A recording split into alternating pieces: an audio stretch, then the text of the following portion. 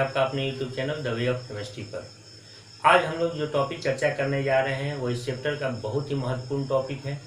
इससे अक्सर न केवल 12th में बल्कि बीएससी पार्ट 1 में बहुत सारे कॉम्पिटिटिव एग्जाम में भी सवाल पूछे जाते हैं। क्वेश्चन है, प्रथम कोटि की अभिक्रिया से आप क्या समझते हैं? प्रथम कोटि की अभिक्रिया के दर या वेग स्थिरांक का व्यंजक प्राप्त करें।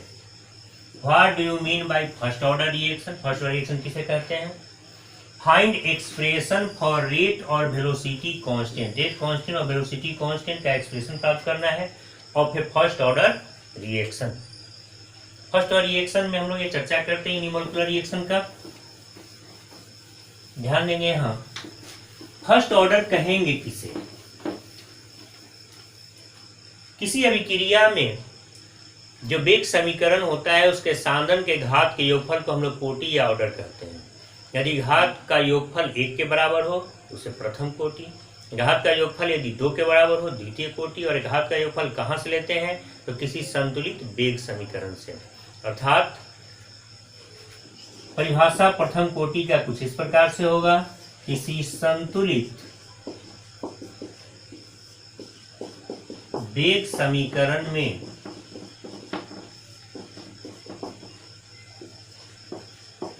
अभिकारकों के सांद्रण के घात का योगफल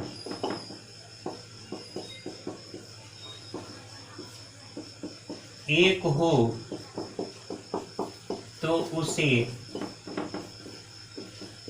प्रथम कोटि की अभिक्रिया कहते हैं।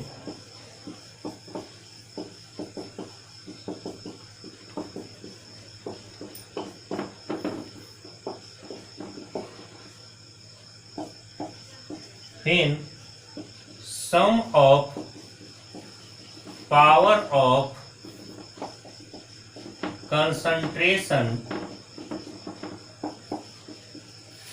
terms in a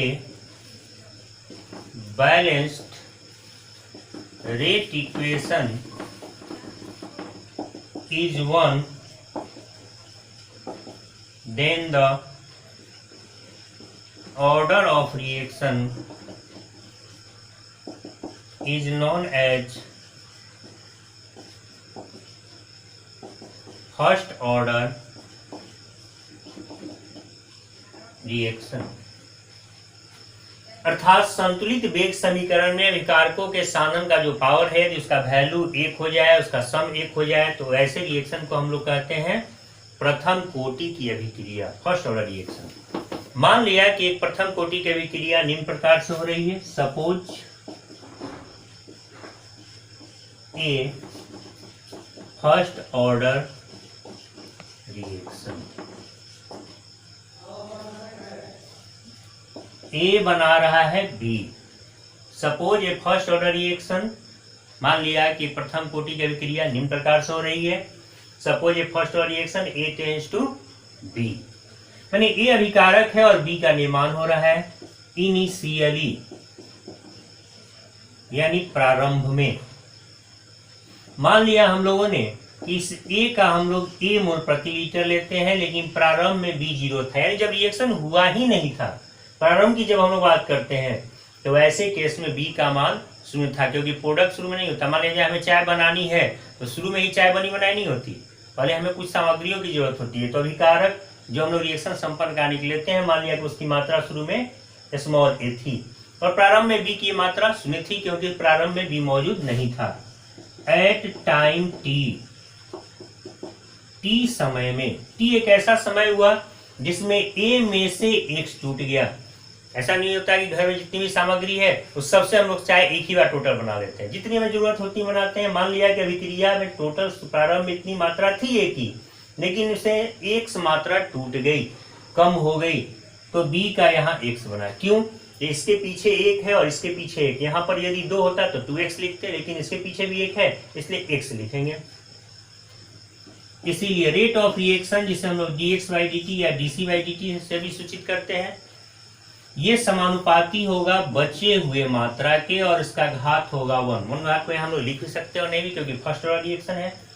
क्यों बची हुई मात्रा के समानुपाती है? ध्यान देंगे यहाँ पर लॉ ऑफ मास एक्शन यहाँ भी लागू हो रहा है।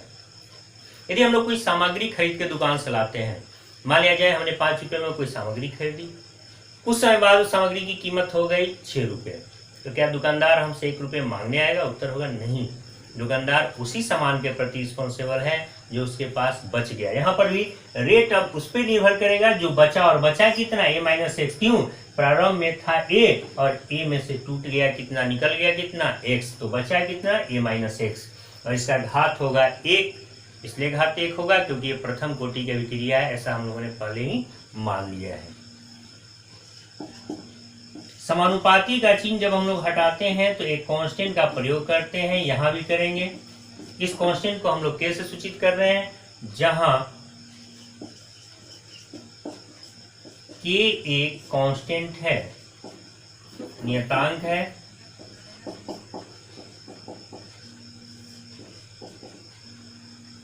जिसे दर या वेग नियतांक भी कहते हैं।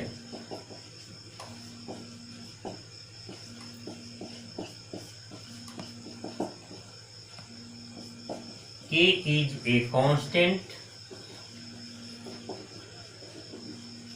known as rate or velocity constant।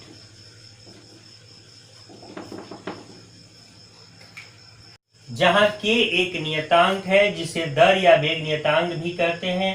k is a constant known as rate constant और वेलोसिटी कांस्टेंट। अब आते हैं फिर से हम लोग अपने टॉपिक पे। मान लिया कि एक रिएक्शन हो रहा है फर्स्ट ऑर्डर का, जिसमें a ने b का निर्माण किया। इनिशियली a का a मोल पर लीटर मौजूद था प्रारंभ में, b प्रारंभ में प्रतिफल था इसलिए शून्य था।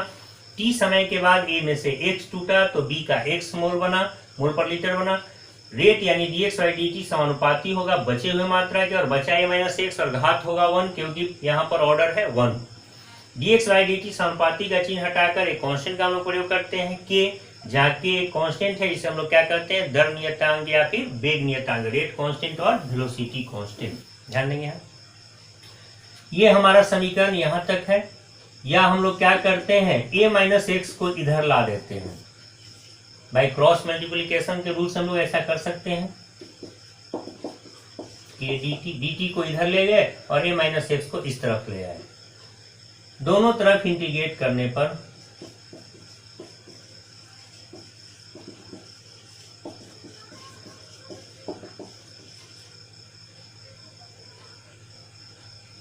we get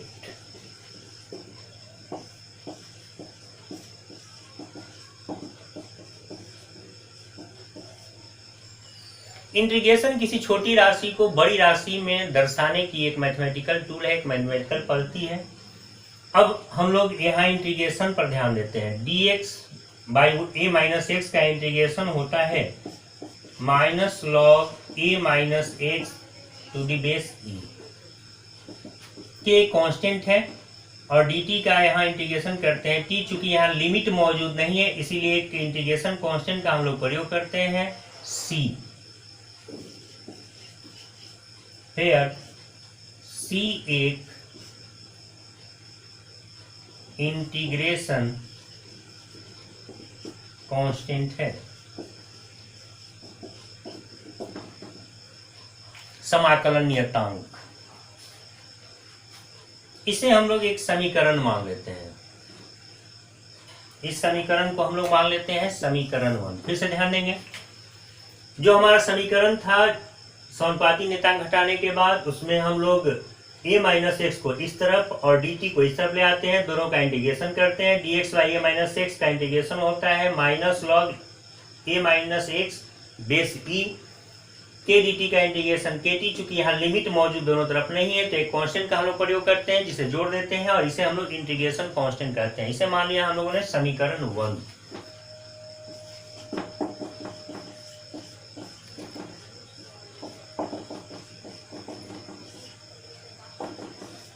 अब हमें इस इंटीग्रेशन कांस्टेंट c का मान ज्ञात करना है।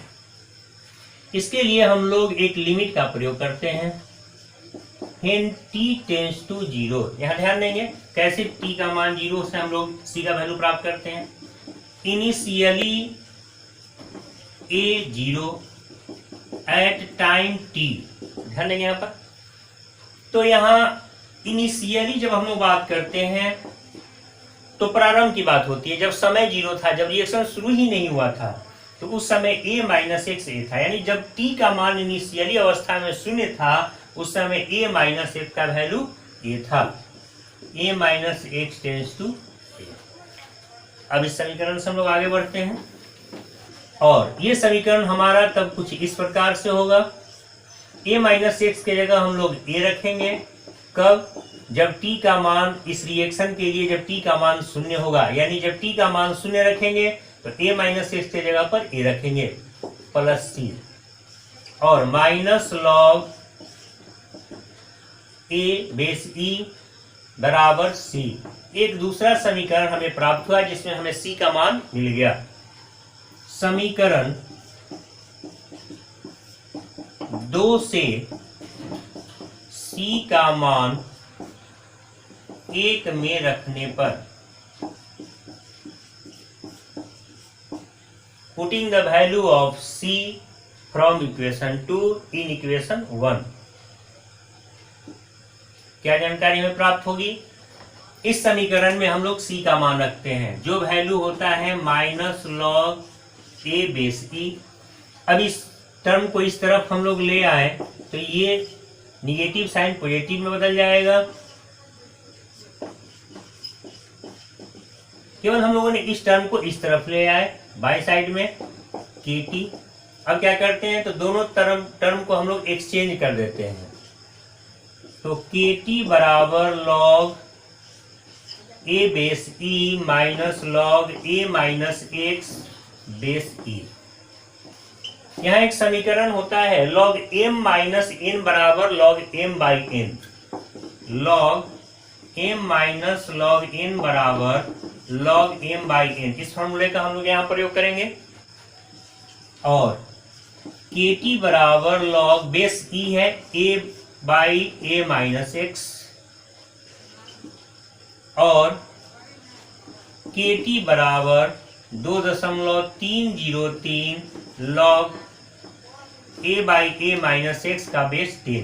ध्यान देंगे यहाँ पर जब कभी e बेस को हम लोग 10 बेस से बदलते हैं 2.303 से गुना करते हैं। यहाँ लॉग का बेस e है और यहाँ बेस 10।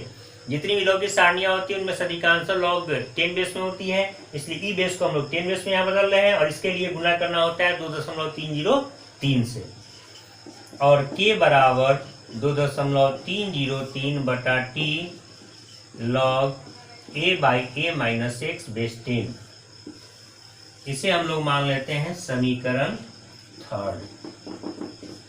यह जो समीकरण 3 है यह प्रथम कोटि की अभिक्रिया के दर या वेग स्थिरांक का व्यंजक दर्शाता है। यानी इक्वेशन 3 शो द एक्सप्रेशन और rate of velocity constant of A first order reaction और यूनिमोलिकुलर रिएक्शन। ध्यान देंगे यहाँ एक चीज और, यहाँ के रेट कांस्टेंट और वेलोसिटी कांस्टेंट को दर्शाता है, टी अभिक्रिया के समय को दर्शाता है, ए इनिशियल कंसंट्रेशन को दर्शाता है और ए माइनस एक्स किसी टी समय पर बचे हुए कंसंट्रेशन को दर्शाता है। इस समीकरण को 12th के स्टूडेंट भी, बीएससी पार्ट 1 के स्टूडेंट भी और जितने भी कॉम्पिटिटिव एग्जाम वाले स्टूडेंट हैं जो रसायन शास्त्र से संबंधित हैं सबके लिए महत्वपूर्ण टॉपिक है, इसलिए इसे ढंग से एक बार देख लेंगे। जहाँ दिक्कत होगी, जहाँ समस्या होगी कमेंट बॉक्स में से डालेंगे, अगले वीडियो में हम उसे सॉल्व करने का प्रयास करेंगे। धन्यवाद।